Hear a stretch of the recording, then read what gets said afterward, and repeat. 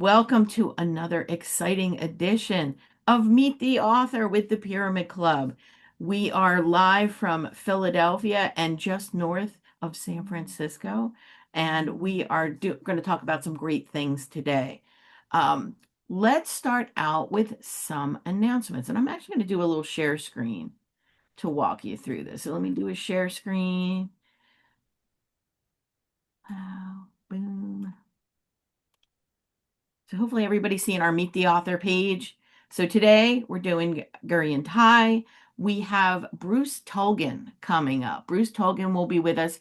It's a lunchtime Zoom, July 24th at noon. He's written a number of books. I actually know him as the Gen X guy. You know how there's authors for every generation, and every generation is the next kind of troubling generation. Oh, this next generation.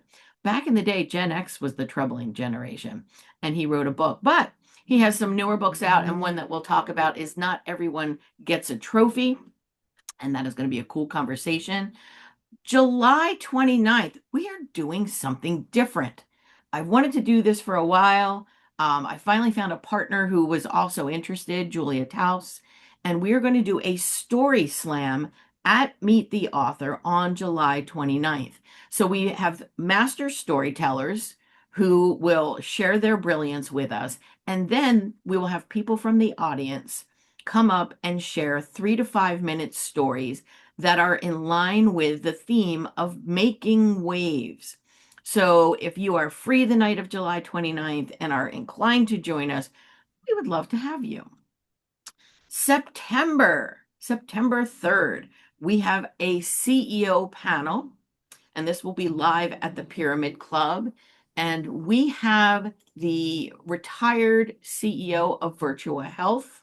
And we also, I have a couple that I'm still waiting for them to confirm that are also really big name CEOs. So that should be a phenomenal conversation. So I'd love for you to join us for that. And we'll do a stop share. And now we're back together. When Lysandra joins us, if she does before we get started, I'll have her introduce herself. But Lysandra is my partner in crime. And I think we're ready to begin. Are you ready to begin? Ready. All Absolutely. right. So everybody knows if you've been here before, I always start with how we found each other because it is amazing how the universe works and just kind of shakes people into your life that you need to know. So someone introduced me to Amanda Solar. And Amanda Solar has a podcast, and we had a conversation. We realized we both went to high school a year apart and never knew each other. So that's a bizarre connection. Well, then Amanda Solar, once we got to know each other, she says, you know what? You need to reach out to Guryan Tighe. You are going to love her, and she would be a great guest. So, of course, we connected, and Amanda was on point. And Guryan has written an amazing book, Unmasking Fear. And before we got live on camera here, we were talking about everybody needs this information. Like I wish I could give Guryan a big platform where she had a mass audience, but you are reaching a lot of people, and I am so looking forward to our conversation. So, round of applause and welcome my new friend, Guryan Tighe. Thank you, Teresa. I'm really honored to be here with you today, and thanks for that kind introduction. Well, before we dive into the book, tell us about you and the work that you do. Yeah, so I actually have an interesting title. I refer to myself as a fear technician. And I started out coaching, and I really wanted to be more specific than that because I help people understand and have a healthy relationship with their fear. I actually think that fear is greatly misunderstood, and nothing has more information for us than our fear. And if we understand it, we can actually make very empowered and intentional choices that support the life that we want to live. But most of us fear fear, and we fear pain, and so we kind of just stay away from it at all costs. And so about 10 years ago, when I started this work, I actually started in service of empathy. And it was empathy that led me to fear. And I discovered that if you actually understand your fear, empathy becomes a byproduct. So it's not something that you'd have to teach directly. And so for about a decade now, I've been coaching people. I work with groups. I'm speaking on the topic of fear, which feels quite relevant in the times that we live in. Sadly, so relevant. Yes. Yes. That's why I want you to have a bigger platform. Thank you, me too. Well, we'll see what we can do, and everybody on our Zoom today will help as well. So, this whole why did you write the book? I mean, clearly this is a topic that's near and dear to your heart. Your life kind of guided you to this, but having published a book, I know there's a strong driver that leads you there. Tell us about that. Yeah. So when I started coaching, I started developing exercises for people in conversation. And pretty early on, I would realize that if I developed an exercise on Monday, I would need that exercise twice on Wednesday and 5 times on Friday and 10 times the next week. And I started seeing again and again that these exercises were really for many, many people, not just the one-off person. And Right. while we all have different storylines, the story tends to follow a similar arc. And I just started learning how many people really don't understand fear and don't have a relationship with it that serves them. And so, in a sense, the exercises that I started creating kind of became curriculum. Okay. And so that was the basis of the book, was these ways that people could actually start to engage fear in a different way. And then, of course, you had to bring the personal nature to it. And I have my own storyline with fear. I actually believe all research is me search. So it's not that I didn't have any, it's that I too would benefit from a different relationship with it. And so you had mentioned the universe earlier. I had tried a Yes. podcast. That wasn't the way that the form was going to come through for me. And it Mm. turns out it was in a book. And so that was the process that I went through. Well, I'm grateful for it because the content is awesome. So if you haven't yet read the book, it is a really good read. And I think I need to reach out to be part of some of your workshops because it is the kind of thing that you need to really work through. Now, like you had mentioned, really fear is often seen as the enemy. It's something to be avoided. It's something to be, but you suggest it can actually be a teacher. So how can we start to see fear in a different way? Yeah. So first, we need to understand that there's actually two types of fear. So there's rational fear, which is why we have an amygdala in our brain. That's what's trying to protect us. That's the home of fight, flight, freeze, and fawn. Fawn is lesser known about. It's when you appease the threat. It's the home of people pleasing. But we'll come back and revisit that later. So why we have a fear center in our brain is to protect our survival. So if a shark is swimming after you, it's that fear that motivates you to swim faster or fight back and punch the shark hard in the nose. Unfortunately, we never taught our brain the difference between rational and irrational fear. Right. Irrational fear is trying to protect us as we currently are. So, growth, every time you've heard probably outside of your comfort zone, Yes. every time we grow, fear has to figure out who the new version of ourselves is that we're becoming. And fear doesn't like to work harder than it has to. So it's ironic, but our fear is actually showing us exactly where we want to grow by making us fear that very thing. So Wow. we need to learn the language of fear because fear is not going to learn our language. Wow. Its whole intent is to protect us. It's doing an incredible job at its job if we can find the irony. So you talk about fear makes our world get smaller. How so? So when we don't understand fear, people can give their power away, and they're not actually making choices that reflect who they are and the lives that they want to live. They're kind of automatically reacting to keep themselves, I'm going to put in air quotes, safe. Safety, I've discovered in my work, is I don't know that it's all that it's meant to be. Of course, Okay. you're talking about psychological safe spaces, that's a different case. But when you're talking about keeping yourself safe, we actually can't grow. We can't heal pain. We can't evolve into the next version of ourselves by staying safe. That is our comfort zone. And that's what fear is trying to do. So without growing, the world can be very small. If we're not making choices that Wow. reflect our authentic self, it is very small because you're orienting to what you think you should do, what success looks like, to constructs and boxes. And so that can be very limiting for people. A lot of people come to me when they feel stuck. They feel stuck because there's such a small sense, because they're probably not living a life that's very reflective of their authentic selves. Because it's Mm, very easy to get put into boxes and shoulds and constructs pretty early on, because we're told what success looks like, what beauty looks like, what happiness looks like. So a lot of people aren't even asking themselves if that's true for them. interesting. Well, as somebody who coaches others, not typically on fear, although sometimes it's part of it, right? I think Um, how do we help people move that needle?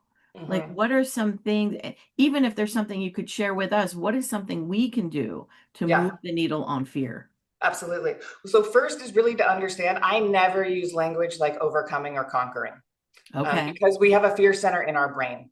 So it's wired into us. So the whole invitation here is to invite a different relationship with fear.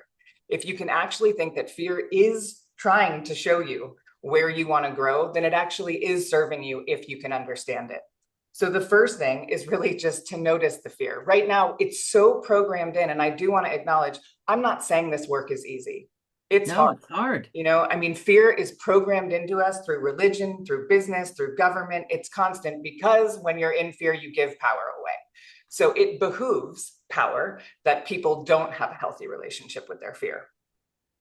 So the first thing we want to do is almost just accept the invitation that fear might be a gift, if you can shift your Yes. relationship with it. And then, because we're so programmed to turn away from fear, the first thing we have to do is wire in a new pattern that actually allows us to be with. People are pretty remarkable. We can unwire patterns from our subconscious while Mm-hmm. we're wiring in new ones simultaneously. Yes. Like, it's wild what we're capable of. So the first thing you need to do is sense the fear. Our bodies are giving us information all the time. Now, Yes. what I can't do is tell you what it looks like in you, because it looks different in everybody. But it might be getting sweaty palms, or getting the chills, or clenching your jaw, holding your breath, getting tunnel vision. Your body is giving you signals. Your behaviors are also probably doing the same. So you might be isolating, avoiding conversations, or detaching. When you notice the cues that your body is giving you, the most important action we can do is pause. This is where we can actually change behavior and create new patterns. It's actually the only word I have written on my on my desk, because it's that important to remember. In that moment, we can actually choose to engage differently. And then, if people only remember two things from today, it's actually these two questions. And this is actually how you start to mine the value that fear has for us. So the first thing you need to ask yourself is, what am I telling myself is true? Oh, yes. This is the home of all what What's if the story? scenarios. Right, Yes. exactly, that fuel irrational fear. Okay. And then the next is, what is actually true? What is actually true is going to connect you to what you value, what's most important, and where you want to grow. So I'll give you, most people can be pretty hard on themselves and even resort to beating themselves up on loop. And if I can give you an example, so I'm Sure. working on more public speaking. So when I'm in a fear-based mindset, I could say, I can't present that. I'm not a public speaker. What if I forget what I'm going to say? What if it's Right. not relevant? Right. Or I can turn towards my fear and say, what are you trying to show me? And it's that I want to develop the skills and the confidence so I can stand in front of people and share a message that I think is important. So one is diminishing and often runs on loop, and that's trying to keep me safe by keeping me as I am. The other, when I turn and engage it, is actually trying to show me what's really important to me and where I want to grow. This is one of those messages that I keep hearing over and over again, but in different ways. So it's the universe speaking for sure. That Uh-huh. because you talked about what am I telling myself, right? Uh-huh. And I'm trying to think that one of the crucial conversations, I don't know if you're familiar with that word, but in crucial conversations, they ask you, what is the story you're telling yourself? Uh-huh. And the next thing is, let's look at what are the facts. Right. So it's Uh-huh. different wording, but this is clearly something. There's a pattern of it, and different thought leaders like yourself are finding this that if we can just catch ourselves in the story, Uh-huh. pause, right? Catch, because once your amygdala kicks in, it's kicked Right. in. Right. So It's let me doing give what you, it knows. it's absolutely true. So I'm going to give you two more tools because somebody watching could say, well, sure, that's easy to say, but if it's already wired in, it's automatic. How do I Right. change that? So when we're on loop, I use something called nexting, which is simply saying the word next. What if I forget what I'm going to say? Next. What if it doesn't resonate? Next. What if nobody cared? Next, next, next. You say next until you get to a neutral thought. All you're doing there is breaking the cycle. We're breaking the pattern that we've wired in. The next thing I found to be really helpful when identifying when you are running stories is name your critic. So mine is named Gretchen. And it's not because Gretchen is a bad name, but I knew a Gretchen when I was young that kind of bullied me. So it stuck out for me. And it also sounded like a G, which was helpful. But I connected with Gretchen about a decade ago when I was walking out at Chrissy Field in San Francisco. And I stopped myself in my tracks. And I said, if any of my friends talk to me the way that I talk to me, I'd punch them in the face. There's no way I would accept that. And so that day I was able to name her and create space. And again, just like fear, it's not that the critic is bad. The critic is trying to get your attention. And so, but I could start to see what are Gretchen's playgrounds? When does she come around? Because it's not all the time. When is she showing up? What is she trying to show me? And so sometimes if we take another very high level example, I could sit there and just be beating myself up and say, I'm a terrible granddaughter. I'm the worst granddaughter. Or I could turn towards Gretchen and say, what are you trying to show me? And that's that I want to make an Mm, uninterrupted hour of time this weekend to call my grandmother. Okay. One is connecting me to an intentional action I can take that supports something that means something to me. And the other is cruel on loop. So again, I'm not saying yes, that these things are easy, they are but not. fear and our critic is showing up because something matters to us. Something is important. Something is being threatened. Some value is being stepped on. Some part of us that wants to emerge hasn't been given that opportunity yet. And so understanding their language gives us a different way to engage them, one that's Helpful, empowering. really helpful tips. And it, we're in a world right now. I don't know if the world was ever not fear focused, but there's a lot of fear and Uh-huh. it's everywhere. You've given us some tips that we can use individually on almost like a personal level, but with all that's going Yeah. on, what are some tips you have for us to not get sucked into the hairball Yeah. of this is terrible and it's only going to get worse and it's going to hell in a handbasket? Right. How can we get out of that loop? Yeah. So a couple of things. One, fear is contagious. Oh, yes. And power knows that. So again, it's not coincidental that fear is used as tactics. I mean, even think of consumerism. You're not enough of X, but if you buy Y, you will be. Yes. Scarcity thinking has been programmed into us because it behooves power. It's that simple. It does not, it doesn't benefit people for that. We understand that. So the first thing to do, actually just ask when you start to notice, again, go back to those signals your body is giving you. We've, when our life is in danger, that we deem as reasonable fear. When it's irrational, because our life didn't actually get threatened, we started ignoring those cues. You're still getting them. And one of the most powerful tools we have is our self awareness. So if you can start to tune into and understand the way that fear is showing up, that's the first thing. So most people start to notice when they're feeling fear, when they get overwhelmed with everything around them. They're probably running stories really fast. Again, tunnel vision, they're holding their breath. The first thing to do is ask, is this fear mine? Mm, There might be a lot of fear that's happening out there. And sometimes it will have a direct effect on you. What I'm seeing in the difference in these 10 years, you asked an interesting question. Is this different than it's been? When I started, the blurry line between irrational and irrational fear wasn't as blurred as it is today. So I okay. would say that just in my It time, has it has changed. shifted. It has Okay. shifted with what I've seen. For some people, some more than others, of course. So first is just identifying, is this fear mine? The second is being aware of the capacity that you have. If you don't have a lot of capacity, that might not be the time to turn into fear-based information. Okay. And then three ways that we can kind of shift from fear into more conscious, present thinking are curiosity, Love gratitude, it. and purpose. And we can walk through Nice. all of them. And These are scientifically proven. So when we're in fear, we're in our amygdala. That's that fear center. That's the home of fight, flight, freeze, and fawn.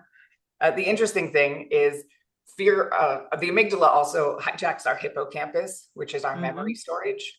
So if you are in a fear-based place, you don't have access to all the information that might help you navigate a situation in the best way. So these three tools, curiosity, gratitude, and purpose, which can kind of get thrown around a lot and might sound woo even, are really powerful tools that move you from your amygdala to your prefrontal cortex. And your prefrontal cortex is the home of decision-making, connection, empathy. It's a very powerful place, and you can literally move there neurologically. So curiosity, again, curiosity is those two questions. What am I telling myself is true, and what is actually true? So what am I telling myself is true? Oh my God, the world's going to end. All the jobs are going to be gone. The client, whatever the fear that you're running is. Okay, what is actually true in this moment? And I'm not saying some of those fears aren't legitimate. We are still Right. waiting to see. In this Yes. moment, I am okay. I am sitting at home. I am safe. I am taken care of. I have what I need. It doesn't mean that it doesn't exist. It means that in this moment, your body does not need to be in a state of acute fear. You might need more information. You might need help. You might need to connect with somebody. But separating the stories that you're running and then what is true in this moment is one way to Yes. shift out of. Gratitude is a very powerful tool. So, Again, when we yes. express gratitude, our brain activity is in our prefrontal cortex. Yeah. And you don't have to be grateful for what you're fearful of. Your brain doesn't know what you're grateful of. It just knows that you're expressing gratitude. And so it could be the trees outside your window. It could be the walk that you take. It could be a connection that you call that you make. It could be a book that you're reading. It could be anything, but expressing gratitude. And the last is purpose, which is it's one of my favorite actually. We can be in service in any capacity. You can be in service just going to get a coffee at the local shop. It depends on how you're wanting to show up. It's very much about intentionality. And it helps kind of reorient you. So I have this line, it's my why is bigger than I. So what I'm doing it for matters more than me. So sometimes if you feel overwhelmed, what can you do? What can you contribute? What can you, Yes. and on a small level to a gigantic level, it doesn't matter. But that Yeah. also puts you back in your present moment, and it gives you a North Star to orient to, because Yes. it's hard to walk away from something you don't want. It's easier to walk towards something you do. Yeah. It also gives you a sense of control. Like Mhm. I think we just feel this loss of control, which is creating even more fear. But when you ask, what can I do? And you point yourself toward what you can do, and we all can do something, Mhm. even no matter Absolutely. how small it is, that is a great redirection. Mhm. You in the book, it talks about fear often disguises itself as Mhm. something else. Tell us Yes. about that. So, Teresa, I'm biased because I think Okay. everything comes down to fear. But I refer to these as the masks of fear. Okay. So, this could be comparison, grief, anger, uh, uh, anything basically. The thing is, it's safer to experience what we refer to as like the bad emotions than it is to experience fear, jealousy. And I actually think fear is beneath all of those. And I don't believe in good or bad emotions. I think it was a disservice to put the pursuit of happiness in the declaration for two reasons. One, Okay. I think it took happiness outside of ourselves and put it somewhere out there to go and get. Yes. And two, I think it put a negative stigma on all things not positive, good, or happy. Sadness, not a bad emotion. Grief, not a bad emotion. Anger, not a bad emotion. Anger is showing you that something you care about is being threatened. Now, how you display your anger might Yeah. not be beneficial to you or anyone else, but that itself is not a bad emotion. We're so uncomfortable with the things that make us uncomfortable. And that's again what fear is trying to do, is keep you safe from pain, safe from Mm-hmm. discomfort. And that's ultimately where we want to grow and how we want to learn. And so if you are angry, if you are jealous, Jealousy is not bad. Jealousy is showing that you want something. Okay, but you wanting something doesn't have to come at the cost of somebody else not having it. The times that we live in are so, they've set forth these binary structures Yeah, that it's in very, order for you to win, I have to lose. It's not in yes, order for, that's not the case. It's right. not the case. And so jealousy, it's an invitation for the and. How can you be excited for what that person has and recognize that that's something that you want? Love it. Love it. Abundance versus scarcity. That's right. Yes. That's I right. so I as you're talking, I'm thinking to myself, I'm working with a lot of job seekers, and the market is really daunting right now for job seekers. Um it is a tough time. And I believe some of them are feeling some fear. What are some tips for job seekers, people who either are unemployed looking for work, or they're underemployed, or they're not enjoying their job and they want to move on? What are some tips you have for them for overcoming what is almost quite naturally a fear that they have? Right. Well, start with the story. What story are they telling themselves? And then I think before you try to meet what's on the job description that you're trying to maybe apply for, first take a step back and connect to who you are and your strengths. Actually, at one point in time, I was a chief culture officer, and on all of the job descriptions that I had a fill in the blank section. Because while a company knows, they think they know what they need, they don't know what Yes. you individually can bring. So a lot of people are starting that from a how do I fit in that box versus who am I and what do I bring to this. So understanding what makes you uniquely you, what skill sets you do bring, that's a more powerful place to start from. Definitely watching the stories and really connecting to the strengths that you have and the need in the market, going back to the service where those two things align. It's an interesting time because people talk about how powerful AI is. I'm actually seeing that relationships have never meant more. And so a good thing to do also is to turn to your network, turn to your community. It's Yes. what I find, and fear has people do this, is it's really hard for most people to ask for help. This is true. And we're not meant to do it alone. Right. And so when you are in that circumstance, who can you reach out to? Who can you make aware of what you're looking for? How can you put your best foot forward that of the things that do make you unique? Some of my favorite roles that I had didn't actually exist. I actually went and pitched companies on a role that I thought they needed, um, because it is broader than we think. Yes. Um, and it is a challenging time. And so I'm not telling people to avoid the hardship of that. I think it's worth naming what is difficult Hmm. and also connecting to what is true for you. What are your strengths? How can you lean into community? How can you think outside of the box? If that's what are the companies that you want to work for? How can you pitch Yes. them on something that they haven't thought of yet? There are ways to be creative.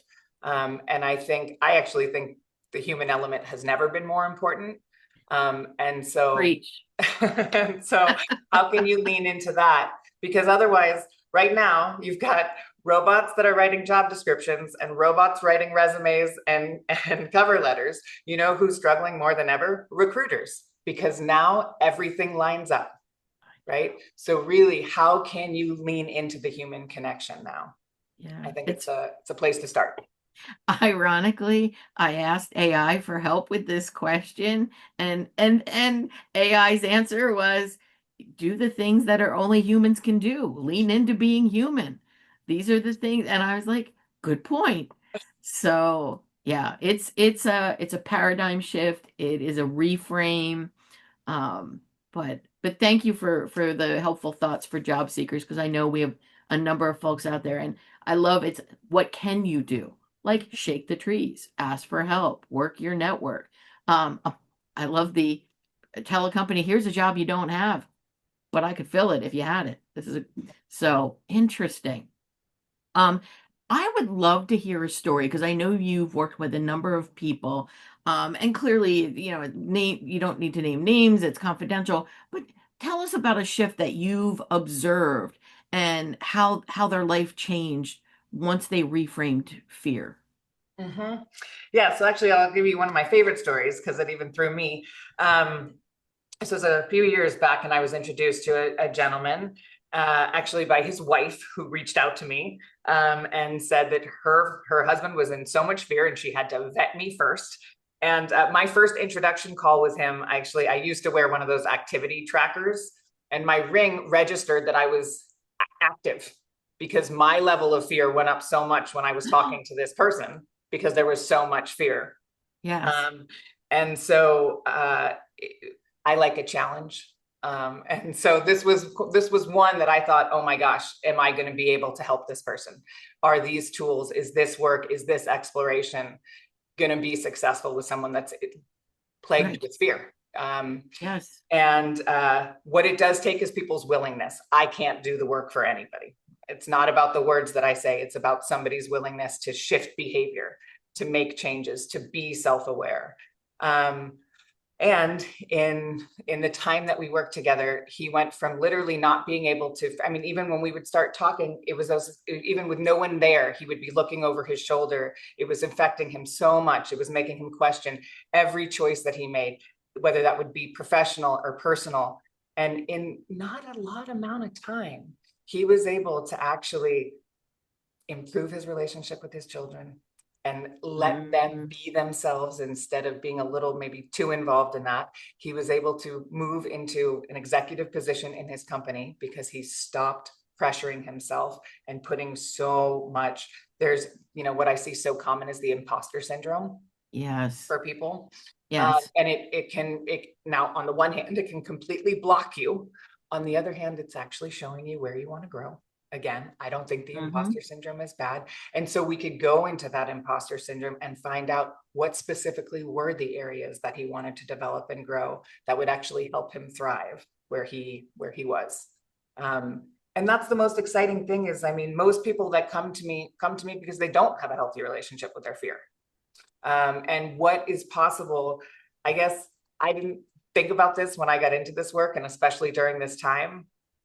Every day is like medicine for me because I get Yeah. hope every day when I get to watch people shift their relationship with fear. It's pretty incredible, and it shows me how possible it is.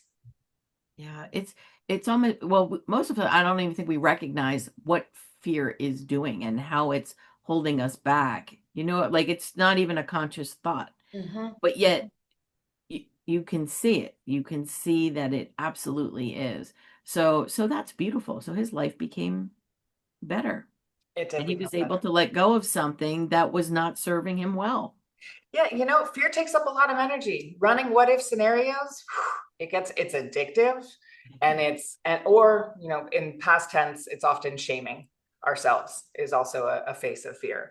And so when we can pause, when we can engage the fear differently, when we can practice the gratitude, purpose, and curiosity, we actually can become present.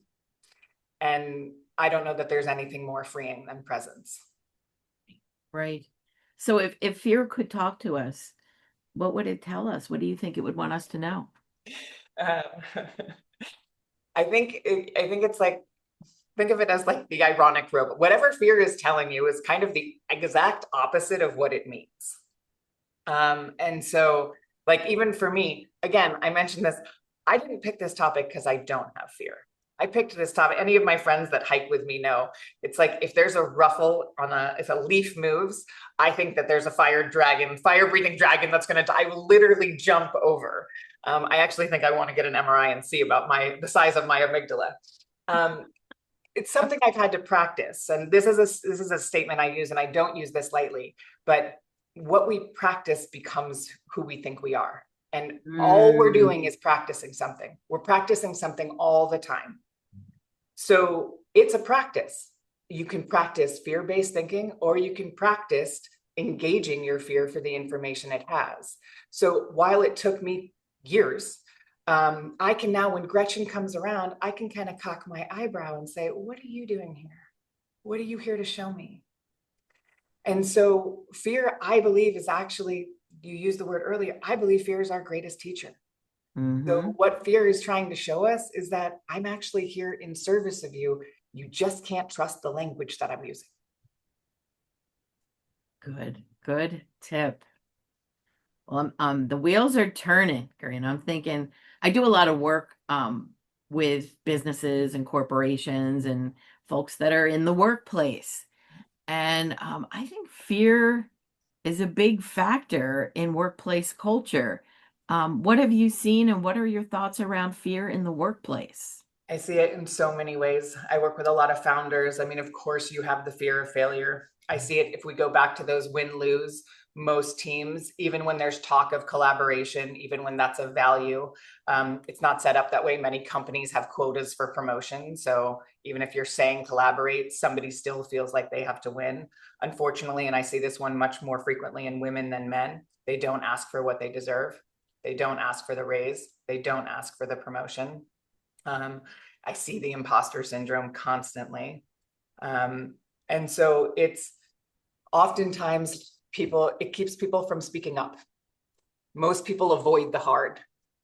When I actually think if you were in a leadership, and I do this with corporations, but if you're in a leadership conversation with the leadership team and you ask them, what are you afraid of? Wow, well, that's amazing when it comes to what you actually need to account for and plan Yes, and where you might need help. But again, people are scared to maybe present that they don't have the answer, or that there is that tension, or that makes another counterpart smarter or better than them, comparison, all of these things. And so we refrain from or hide all of this relevant information that actually is exactly where where we would benefit from placing our right. attention. So yeah, I see it very, very much in organizations, and I do workshops with organizations to help navigate those conversations, because another cool thing is once we see something, we can't unsee it. Right. And so people see that once you have the practice of exploring fear, then it kind of takes its power away. Once you name the fear, it's not that powerful anymore. Yes. Anticipation is a lot worse. Now, I'm not saying it's comfortable, but even that, I mean, if you take vulnerability, it was wired into so many of us that vulnerability is weakness. But in corporation after corporation after corporation that I sit in, what's seen as, and outside of course, in life, but what's seen as a strength is vulnerability. But because that was so programmed in, even though people know that it's a strength, that old patterning still prevents them from being vulnerable in that moment. Right. And so you have to call that forth in people. We have to get out of our comfort zone, see where our Yes. fear is trying to make us feel safe, and turn into that.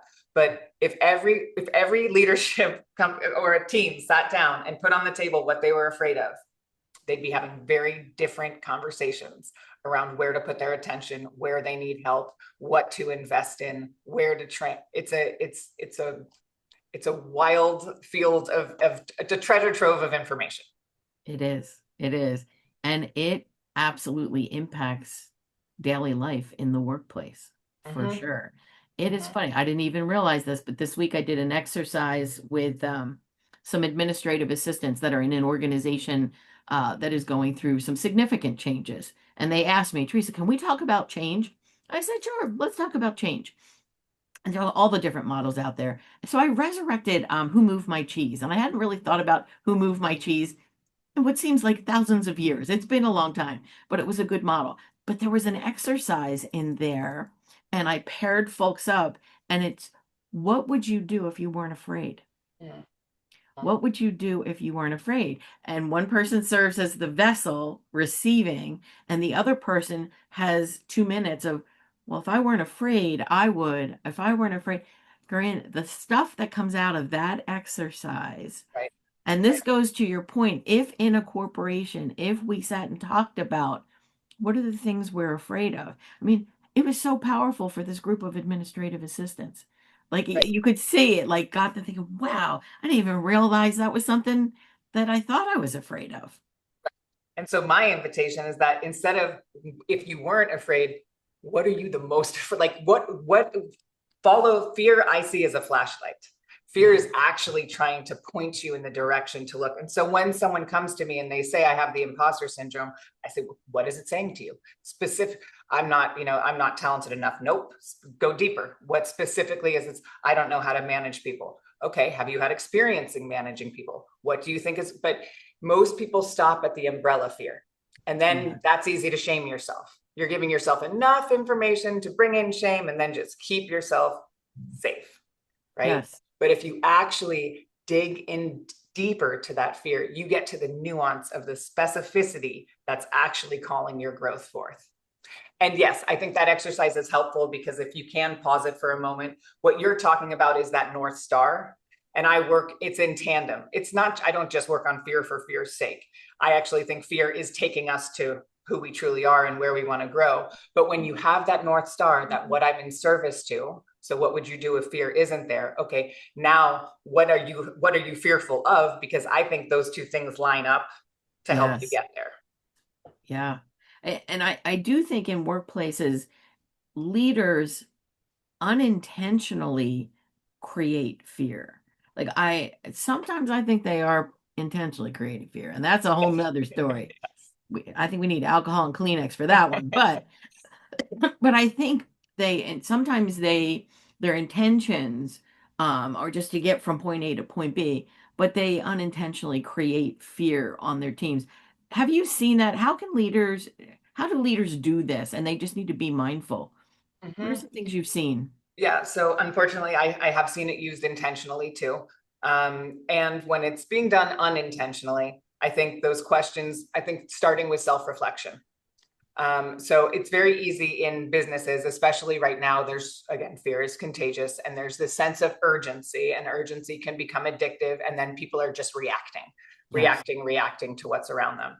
So, again, always most important word in the English language to Pause. me, pause. So, okay, we need to slow down and zoom out and then ask yourself, how am I meeting this moment? Where is my energy going into? Have I addressed the concerns of the people on my team? What are my concerns? What am I afraid of?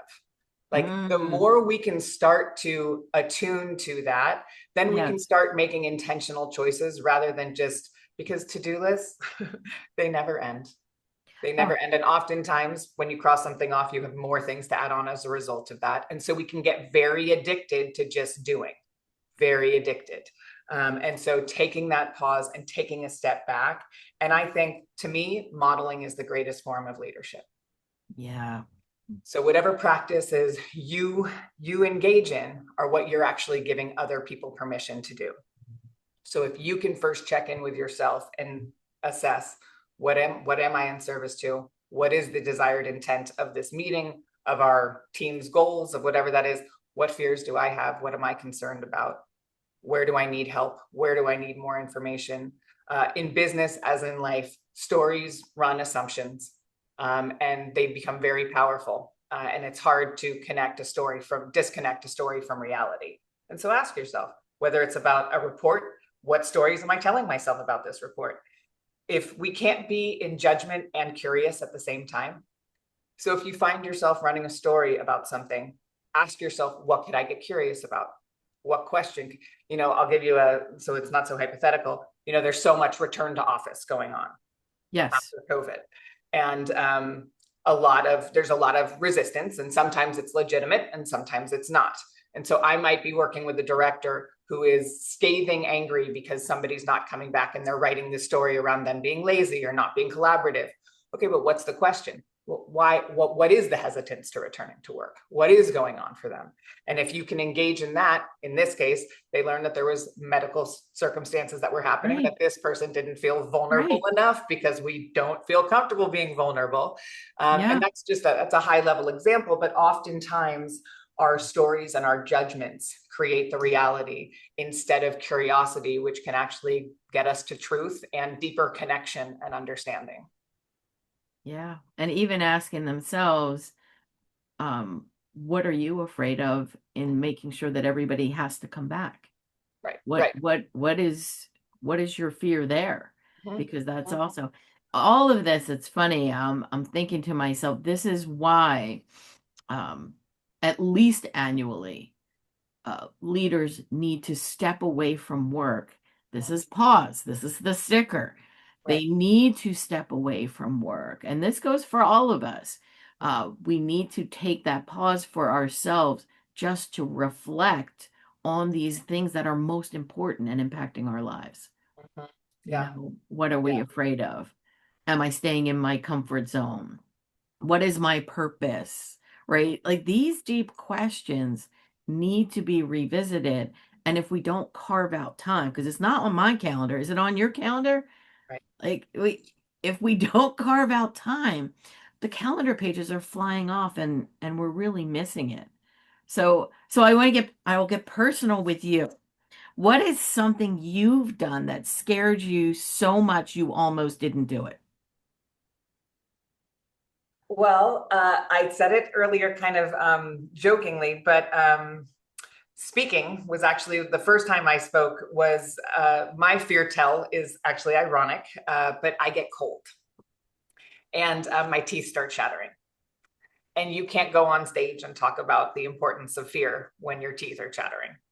And so I really had to work on getting grounded, getting present. And then actually a way that I did that was through my fear. So dancing is not something that comes naturally to me. I can do a lot of things without worrying about it, but for some reason, dancing was really hard. So actually, in order to get myself more confident to speak, I turned towards something I was scared of, and I actually started doing hula dancing because it Oh, got wow. me into my body and it had enough structure. It wasn't like it wasn't eccentric dancing, so I could follow it and I could get into it, but it got me in my body. And so then before I would go on stage, if I'm home, I can do it, to the side of my desk. If I'm in a public environment, I might go into the bathroom and do a few hula moves to get me into my body. And when I say into my body, I'm referring to, so when we're in fear, we're often out in our mental body running those stories. Yes. So we're not in the present moment. So what can we do to get into our body in that present moment and be here now so that I can connect to my purpose? My why is Yes. bigger than I, which means if I can get in my body and then say to myself, if I can reach one person with this message, then what I'm doing this for matters more than my discomfort. So it's a combination of things. And I feel it every time. I don't now just walk up and get on a stage and I'm fine. That's a practice I have to do because we're practicing something all the time.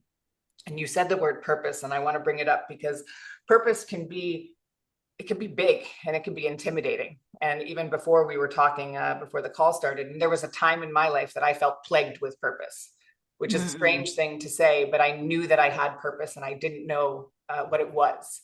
And my work led me to this life's mission. And I believe purpose is living on purpose. It doesn't Yeah. have to be this lofty thing that you're achieving. Living on purpose means every stranger I walk by, I have the opportunity to smile. I have the opportunity to shift. Who knows what anybody is going through? Who knows what we put out and the impact that that has on anybody? On purpose means that I want to be in nature as frequently as I can because that recalibrates my system.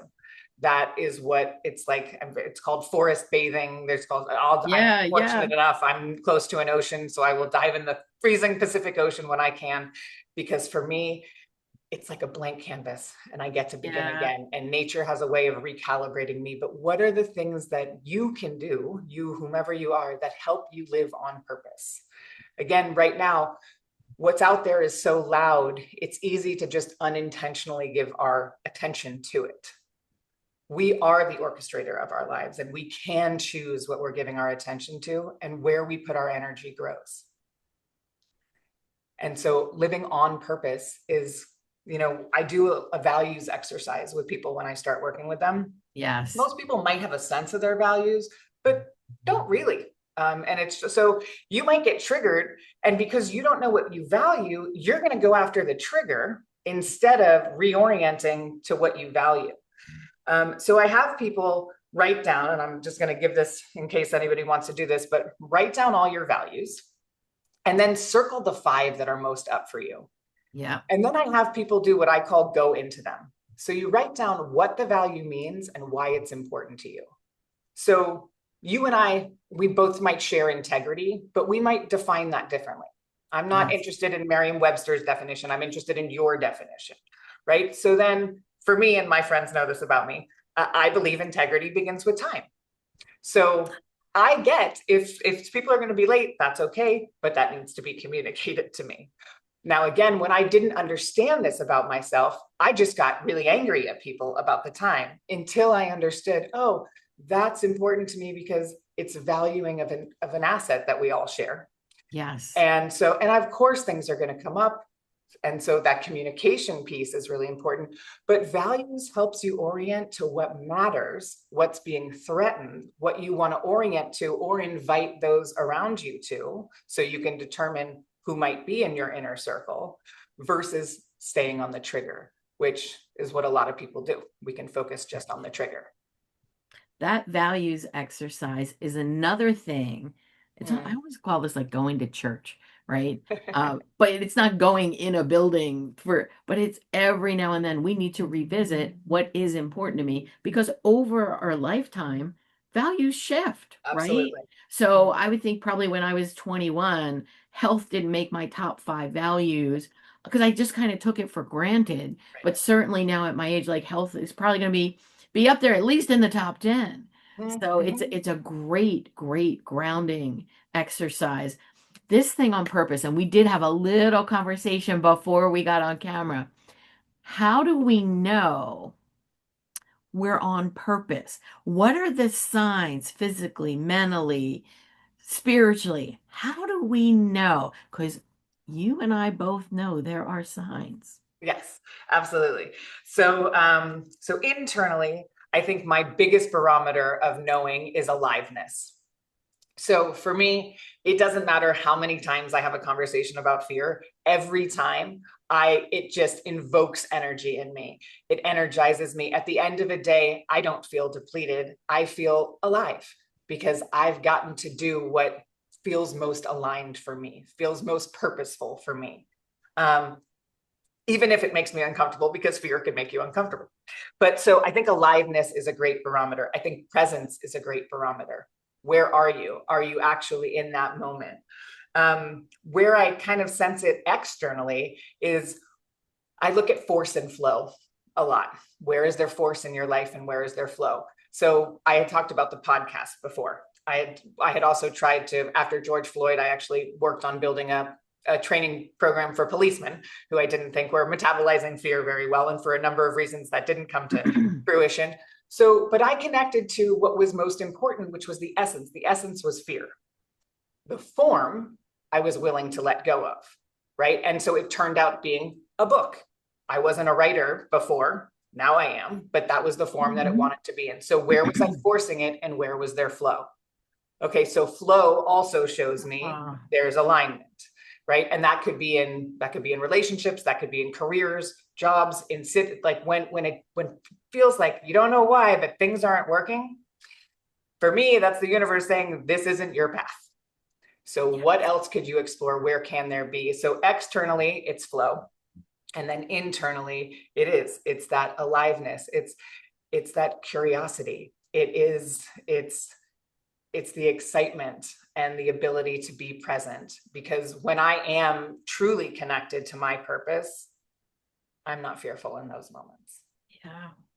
And it's like there's weird physical things that happen. I almost feel goosebumps. I almost feel like an electricity physically. I'm feeling this, and it's like it's my body telling me you're like this is in the zone for you. Mhm, mhm. It's validating what you're meant to do. It's very woo-woo, but Well, it's funny that you I say goosebumps. So I get goosebumps too. And when I'm talking to my clients, I will oftentimes, if they say something that they need, that I know that they need to hear, I get goosebumps down my arm. And so yes, I'll hold my arm up on my screen. And whether or not they can see it, they know that if I've done that, they need to go back and say, what did I just say? Because I'm supposed to hear. I mean, I think that what most of us say out loud is meant for yes. ourselves. What we're saying is so that we can hear it. It's a But yes, goosebumps moment. goosebumps, I think, are definitely a sign of alignment and paying attention. Yes, yes. This went so fast. I have one last question for Yes. you. What is next for you, and where can people learn more about the work that you do? Yeah. So my website is, well, my company name is Forage, which is courage with an F. But it's forage.io. I'm also on LinkedIn under Guryan Tighe. What's next for me? Well, This is my passion, and it's a very exciting time, I think, to be having this conversation. And so I'm looking forward to being on more stages, working with more groups, and really trying to get the word out more so that people can have a healthy relationship with their fear. There has never been a time, although we talked about this before the Zoom open, I don't think there's ever been a time that this message is more needed. So I hope you have a lot of energy and rest up and get out there and recharge because we need your message very much right now. And I am so grateful that Amanda connected the two of us and that I have your book and I know where to find you. And definitely let's stay in touch. If there's Yes. anything post Zoom you want to share with us, we're happy to share that. But thank you so much for sharing of yourself today. Thank you, Teresa, and thank you for all the conversations that you have. These conversations are so important for people to explore new ways. So thank you for the work that you do. It is an honor, and I feel it's part of my purpose. There we go. I'm going to stop our recording and we're going to move to after party.